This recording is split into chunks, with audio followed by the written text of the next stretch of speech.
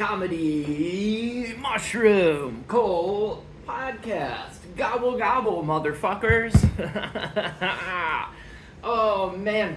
Fuck the algorithm. Fuck the video. Fuck it all. Fuck. Alright. Now that we got that started, I'm reading a book. Hello, everybody. I'm reading a book.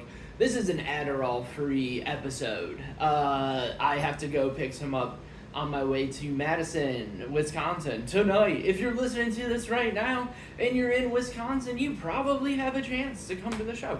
I'm going to be in Madison tonight, but I have to pick up Adderall because this is my new strategy when it comes to getting my Adderall filled, because they always tell me I do it wrong. Like, it'll be like, oh, well, you ordered it too quickly this time, or you waited too long. You have to order it 3 to 5 days early. But like, if you go to order it 5 days early, it'll tell you that you're trying to renew it too soon. If you do it at 3 days, they'll tell you that you didn't do it at 3 to 5 days.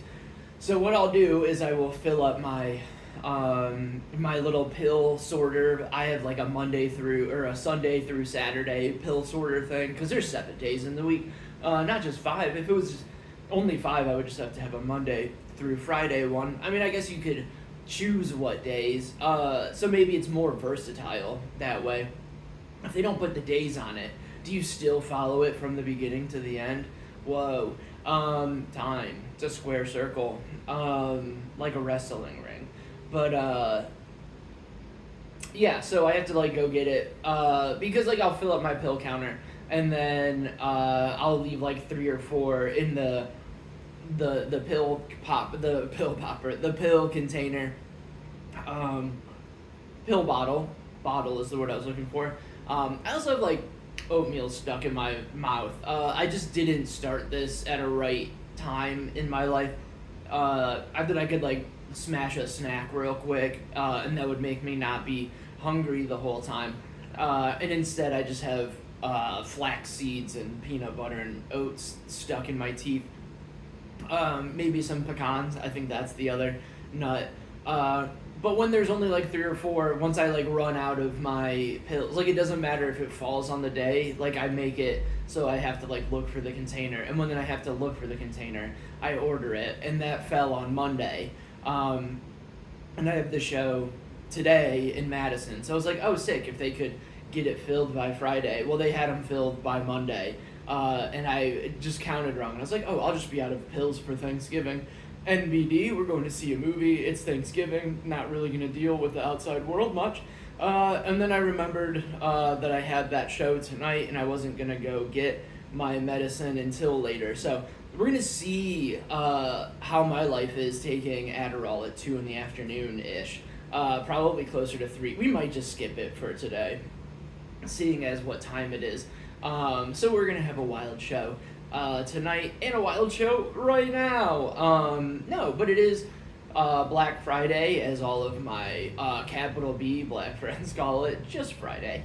They call it Friday after next, and which is just a dumb joke that I have been talking about to myself this morning. But no, shout out everybody spending all of their money on marginally marked down things. Apparently Amazon is on strike worldwide. The strike didn't really get the news out very well. I mean, you are fighting against Amazon, who advertises with Google, who works very closely with like Facebook, Meta, all of them, and Twitter. Like, they're all pals. So I'm sure just by happenstance you didn't hear about it, just because you weren't paying attention, not because they're gonna just with impunity bury those things here lately, and probably going forward. I'm reading a book about social media. It's like the popular one that people were reading a while back. I don't remember what it's called exactly, but it's kind of like the reaction to the 2016 election. I think it came out in 22, 23. But it's basically talking about how nobody has any idea what's going on, especially the people who run these social media companies, because they've like let their algorithms take over. Because they didn't want a quality product. They wanted you to like the one who's really guilty of it is Google and YouTube. After Google bought YouTube, they weren't making enough money back. So what they wanted to do is get their view time up to like 10 million minutes or some shit like that. 10 million or 10 billion, I forget which one. And to do that, they had like a trained algorithm, which what it'll do is it'll like they tell you what the algorithm is. They see what you like. They figure out what something else that like tangentially you'll like. So like if you were to look on YouTube on like how to tie a tie, tying a tie takes maybe 2 minutes tops. But what like they're going to put for you is not like how to tie a tie. It'll be like somebody being funny tying a tie. So like instead of it being a 2-minute video, you'll watch it for 10 minutes and see ads a couple of times, and maybe you'll be able to tie a tie at the end, maybe you won't. But the important thing is you watch 10 minutes of video and you watch the advertisements. So like they were the first ones to like super nail that in, and then what they did is they set that benchmark of like the 10 million or 10 billion minutes watched. And then because like the algorithms were like a training algorithm where like it learned what you liked, and then they like switched a little bit to like, hey, longer videos are going to be what it is, and like that didn't speed up the amount of watch time yet, or like it didn't do it fast enough. So basically what they did is they took the guardrails off of their AI algorithm thing. So basically there's no human intervention currently. So like anytime somebody who's like a social media person and they're like, well, right now the algorithm is rewarding long videos. Well, right now the algorithm is rewarding this kind of content. Like nobody knows what the algorithm's going to do, because like nobody at these companies know what the algorithm's going to do, because they basically took hands off and let the algorithm start training itself. So it gets down into like this super specific thing that will make more people watch more videos for a longer amount of time, which is like why people get radicalized online, and also why like when your parents joined Facebook, that's when you stopped being fun, and you guys started taking everything so seriously, and like started fighting with people's family members because they noticed that the like button brought like a dopamine hit for you, so more people were going to make more statuses that were more likely to be liked, and then like they started acting like that in their normal life as well. And then like once an influx of like older people came up, they found out that negative emotions gave you more of a dopamine hit and made you stay on there longer than the positive emotion. And it gives you the dopamine hit, which like dopamine gives you the reason to do things, and like that's your reward center. So like how dopamine really works is like, let's say you're hungry, and then you're about to eat, like your brain will like be flooded with dopamine because like you're excited to finally eat. Like you've been hungry all day, you're about to eat, your brain's being flooded with dopamine as like a reward for making the decision to eat. And then if you eat the sandwich and it lives up to expectations, you get more dopamine. If it goes under, you'll have like a dopamine crash. If it goes over, you'll get like if it's exactly what you're looking for, you'll get the right hit. What social media has done, and this isn't like I'm sour grapes for not being good at social media. It just reinforces the fact that if you're good at social media, you're a fucking weirdo. And if you like, I'm just like obsessed with it because they kind of control the world now.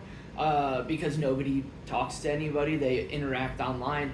But what they'll see is like if somebody says something that's like not right, you get more dopamine by being able to like be right, and big air quotes for everybody who's listening instead of watching, which why Ray Roberts comedy on YouTube, get me in your algorithm. But no, like what it did is you get more dopamine by like having a righteous cause. So like it'll show things that'll make you mad first, so then you're in the comments fighting with people, and then you think that you're right, and by defending your thoughts, you are getting that dopamine hit, which like explains why there's no real activism now. Like, nobody's in the streets setting anything on fire. Why everybody's kind of resolved to democracy being over, and nobody's done anything at all.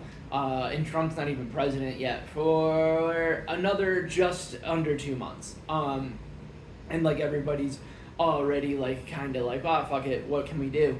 But it's because like you're used to like, oh, my Facebook status is going to change the fucking world because a bunch of people are gonna like it, and then if somebody pops off in the comments, you get to defend yourself and get the dopamine hit, when in fact you're actually not doing anything, which you shouldn't be surprised by. But I was loosely surprised that like they did it. Not that they did it on purpose. Fine, whatever. Mark Zuckerberg is a fucking cunt anyways.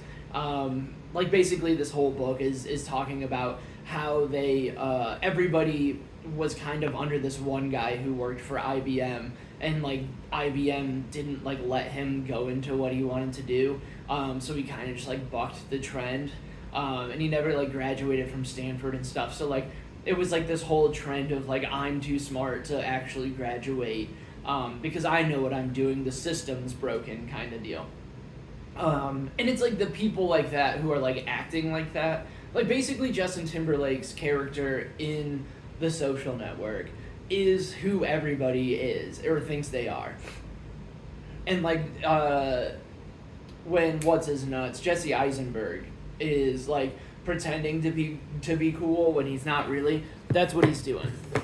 But what's this book called? Let me pull out my Kindle as I talk about how the tech revolution is ruining everything. Let me get my fucking thing out. The Chaos Machine is what it's called. And it's called that because like what it'll do is it causes chaos. But it's very fun. Like it's a very interesting thing that like humanity can come up with that's very exciting. I'm very thankful that humanity has come up with something like social media. Because then like what would we rally against, you know? Like what did we do before this? Like my weird generation of like, there's like I don't know, memes have gotten out of control because they're so hyper specific. And I think that like, honestly, I think that we're gonna have some weird like, I don't think they're gonna get rid of social media, but there's gonna be kind of a clampdown, like them making TikTok go away. That's gonna be a weird clampdown. The government's trying to make Google sell Chrome so they don't have like a chokehold on the internet completely. So like maybe that'll be nice, but I have a feeling that'll stop once Trump's in office, and then they just like encourage the Google people. But I mean, it's kind of been happening anyway since the net neutrality thing, where like they kind of made it so like there's only 4 websites that run everything. It's kind of like the television networks now, where when people are like, oh, everybody has their own commentary and has their own voice and blah blah blah, like you've always been able to like write letters to the editor at your newspaper, and they like post salacious ones so people read it. Anytime like a TV person's on there, like Tom Brokaw, we were watching like this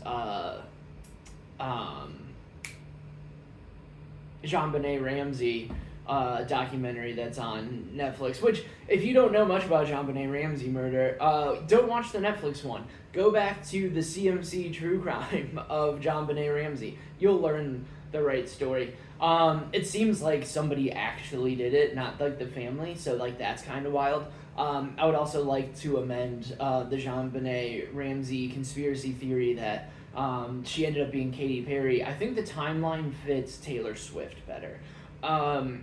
So I would like to amend that. Talented blonde that's kind of got like a face that looks like it might have been altered at some point. I'm not saying that Taylor Swift got plastic surgery recently to look younger. Just like if you look at her face, she kind of looks like somebody changed her face at some point, so like you couldn't exactly tell exactly what she used to look like. So I mean, I understand that like cheek filler's a thing and lip filler's a thing that people do regularly, but like I don't know, there's something with her cheeks that's going on. And I'm not shaming her. I'm not body shaming her by any means. She's a billionaire who makes subpar music that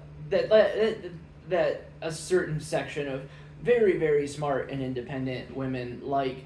And it's not that they're mediocre people at anything, but she's fine. Like she's great.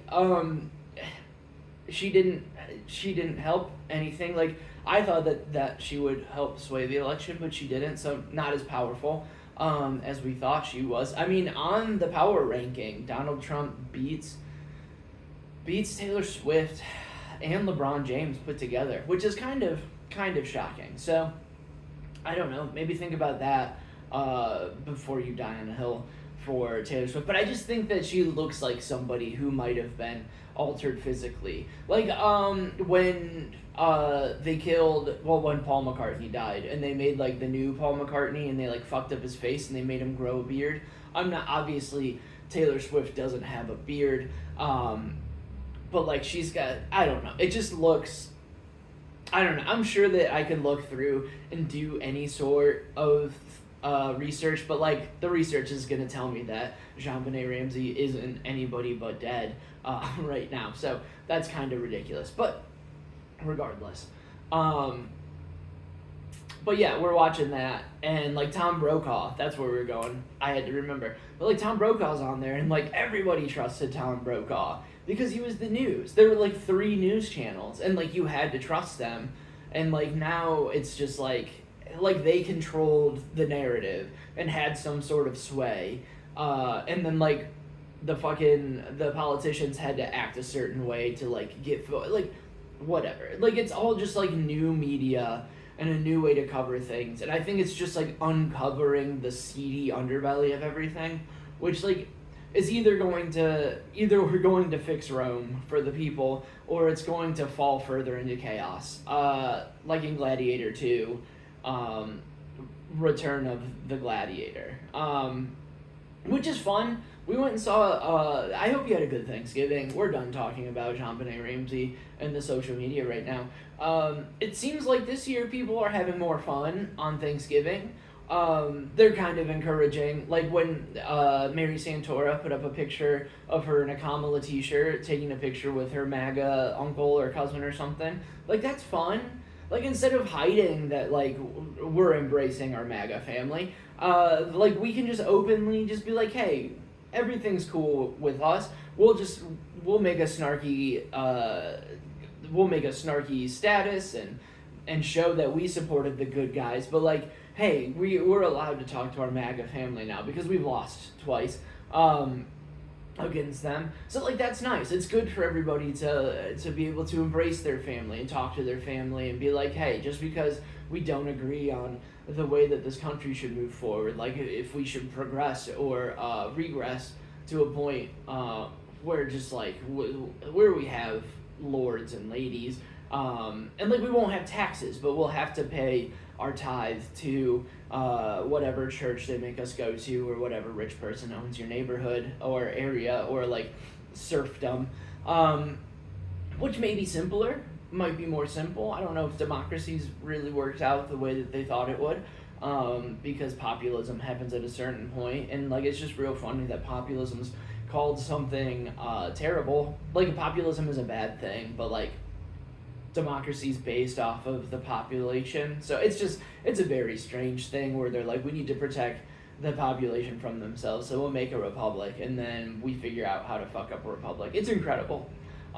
It's really impressive what humans can do.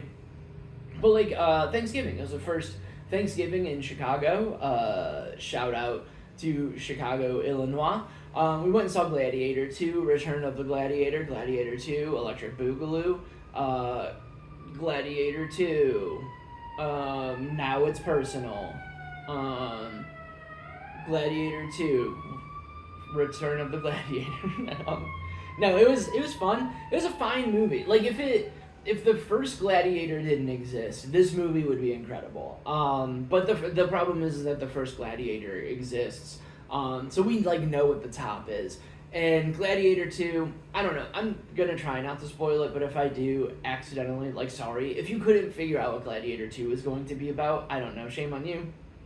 But like, it was very good, I guess. it was entertaining. The more I think about it, the more fun I had. But like the first half hour, I was honestly about to be like, hey, we can leave if you want. Because like I don't care about this, but we were at the Alamo Draft House, so I don't know how to leave a movie early there, which is why we stuck it out. Because they take your card, and I wanted to make sure, since it was Thanksgiving, I wanted to make sure that we tipped the person, like the server that was there. So like, do I have to like track down the server and be like, hey, can you just give yourself a good tip or something? Like, there's that. Somebody's house is burning down. It's the day after Thanksgiving, so somebody's microwave probably blew up because they tried to microwave leftovers with the foil on, or they just like kept it. You know those like aluminum foil like dishes or not like pans that you can like throw away. They kept everything in there and then just tried to microwave it with that in it.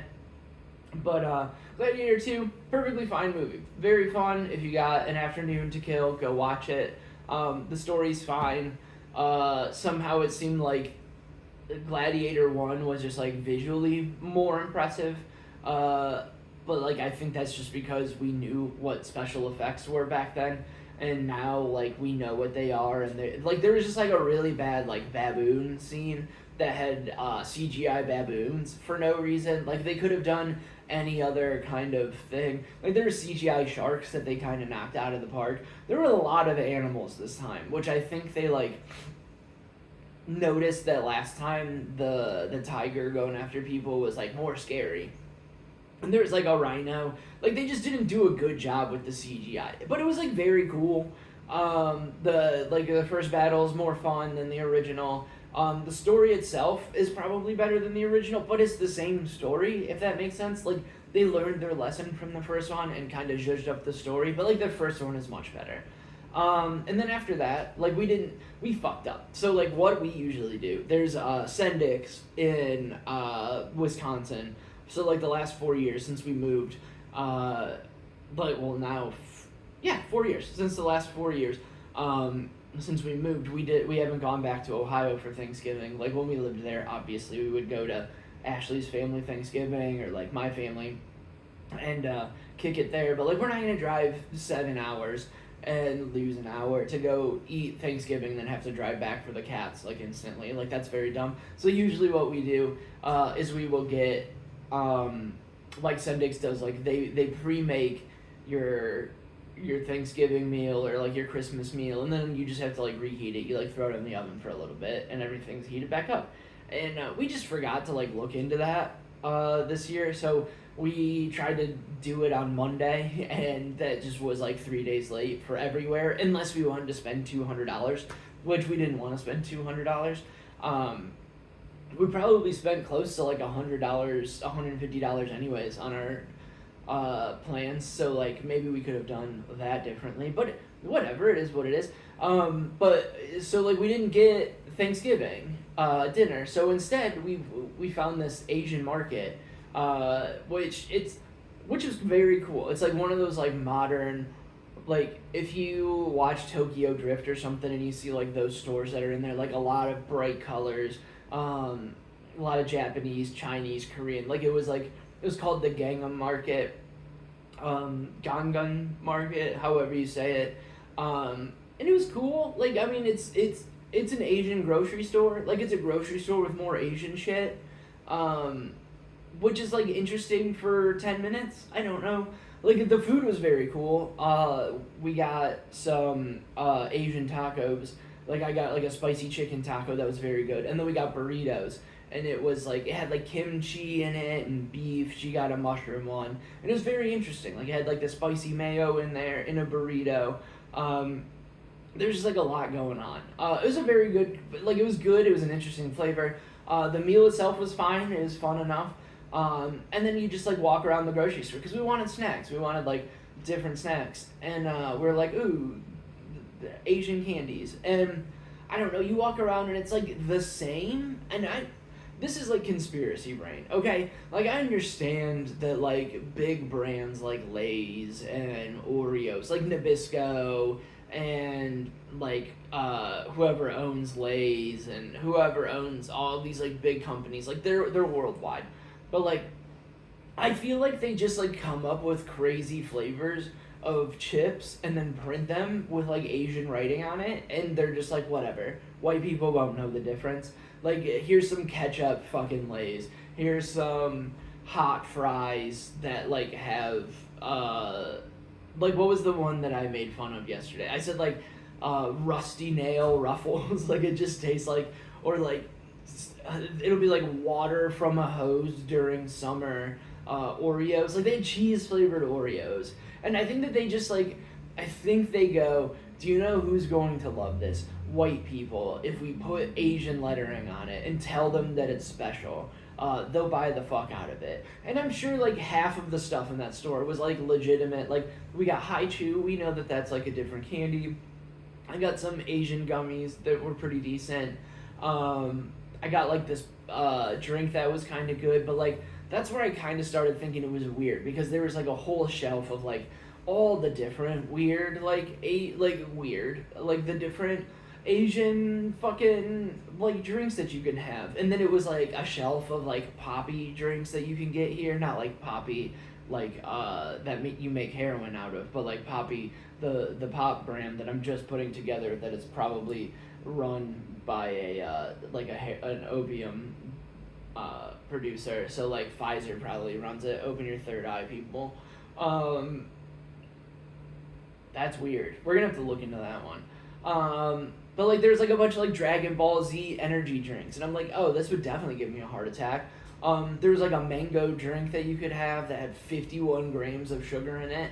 And I'm sure it's like different sugar. I'm sure it's like better for you sugar in these other countries. But like then there was just like CBD colas, and I'm like, well, I don't. If I know anything about Asian countries, I think there's a big big clampdown on any sort of drugs there. So I don't think they're making CBD pop and then shipping it over here. I think that was just like American stuff. And then there was like extra toasty cheese. It's like they had normal American stuff. So like I'm sure like they have like the staples that are just like normal American English stuff. But I think at a certain point they're like, fuck it, let's just get weird stuff and throw it on shelves, and then we'll be like, yeah, it's all different Asian stuff. And I don't think it is. I think it's just like a way to get white people, because we bought like $35 worth of shit that we didn't need. It was like different candies and different pops and like different desserts and stuff like that. So I mean, like, good for them, they got us, but like I think they just got like a weird upcharge on it, because they're like, oh, this is special. And like she had a great time, and I kind of saw through it instantly, which is like fine, whatever, have fun, do something different. But it was just like a day of like things that I don't need to do again. Like I don't need to go to the Gangnam Market or the Gangnam Market, because like I know that used to be a Target or like a food, not a Food Network. What's the other one? Like food pantry store, Fresh Market. Used to be a Fresh Market, and I think it used to be a Target before that. Cause like I did a show in the apartment building that it's attached to. And the apartment building that it's attached to was like a luxury market. And I was like, oh, this is super, or a luxury like apartment. And I was like, oh, it must be very nice to have a grocery store attached to your building. So like they didn't get rid of all the normal stuff. They just probably added more Asian shit. And which, cool, fine, whatever. But it, like the thing that also kind of like, there weren't very many Asian people there, not even like working. Like there were a couple. And then like when and it was all white people in like the food court. And I don't know how the Asians celebrate Thanksgiving. I don't know if they are super into genociding the Native Americans and like reliving that, like them saving us with corn. And like cornbread's great, so like shout out to the Native Americans. But like maize, but like that's from God damn it, Grown Ups. Very wildly under, whatever. We'll get back to Grown Ups. Asian market, perfectly fine. You know, like it's, I don't know if I need to go there. There was an entire Hispanic family walking in with like their own food prepared, walking into the Asian market. So it was like, okay, let's have Mexican Thanksgiving at the Asian market, which is like cool. There's a blend of cultures happening, but I think it's like a fake blend of cultures. So like that's kind of a weird thing. Like, let's make money off of blending cultures, and that's where it's really gross. But I guess shout out capitalism for catching up to inclusivity. But no, remember Grown Ups, the Adam Sandler vehicle that had all of them in it? Steve Buscemi, fucking Colin Quinn, Chris Rock, the guy whose daughter doesn't talk to him, but he's like Rob Schneider. Shaq is in Grown Ups too. Like it's got all of them. I wanted to call him David Wayans, but it's not Damon Wayans. The Paul Blart, Mall Cop, King of Queens, Kevin, you know. I forget what his name is. He's very funny, but it's a great movie. And it gets kind of like shit on because it's not like a smart movie. It's got Maya Rudolph. It's got what's her face, the real famous Mexican lady, very very pretty, Selma Hayek. That's the word. She's in it. Like, so I mean, they got like a bunch of fun people in there. And you know, like, it's good. It's a good time. It's good, clean family fun. It's a perfect PG, maybe PG-13 movie about childhood and embracing the things that you miss. It's very fun. I don't know why it got shit on. Like, you're not gonna learn anything, but you're gonna have fun. And by the end of it, you're gonna be like, hey, sometimes we lose basketball games on purpose to give somebody to talk about, to give somebody something to talk about, because they live in like the shitty town that you used to summer in. So like they never got to leave, and you're a successful movie producer, so you get to privilege your way out of that situation. Like, that's kind of how the movie ends. They're like, yeah, this guy has nothing else to live for. We're super rich. We get to leave. They get to stay here. But no, we're gonna do a short one. This is a good old fashioned short one. A lot of really cool shit coming up. For real, thankful and whatnot. RayRobertsComedy.com. At Ray Roberts Comedy on everything. Was it good for you? The new show that we're putting on in January, come to that if you're in the Chicago area. If you're looking for a reason to come to Chicago, we're doing a cool show at a little speakeasy bar in the Chicago Inn at Room 13. So there's tickets for that online. You can get it through all of the social medias and whatnot. You can find it. So come to Chicago, come to the show. Seating is actually limited, so that's kind of cool. It's an amazing show on that. Gonna be in Alaska in April. Still working on. I have an idea for a shirt that I want to do for fundraising. So if you're interested in that or want to like help me make this stupid idea that I have. I kind of want it to be like kind of shittily made. Like, you know that Tennessee Volunteer shirt that kid made, that like they were like, oh, this kid got bullied for making this shirt, and then like the Tennessee Volunteers like made that exact shirt and then like made a shitload of money off of it. And I think they donated a bunch of it to like something. So like it's not that, but like I kind of want like that style of shirt, but I want to make like. I don't know much about a baked Alaska. I know it's a dessert. So I found one, like a picture of one on fire. I think it'd be funny to have like a stick figure lighting a joint off of a baked Alaska. So like if you can figure out how to make that into a shirt of like Ray Roberts Bakes Alaska, something like that, that would be cool. So hit me up on that. Otherwise, I'm going to try to figure it out and make it really, really bad, and I think that'll be kind of fun regardless. So, yeah, we're going to get something out for that. But no, thank you guys so much for listening. Please rate, review, subscribe, share, all that other bullshit. I hope you have a good Thanksgiving weekend. Drink some eggnog or whatever the fuck the turkey day. Drink some gravy nog.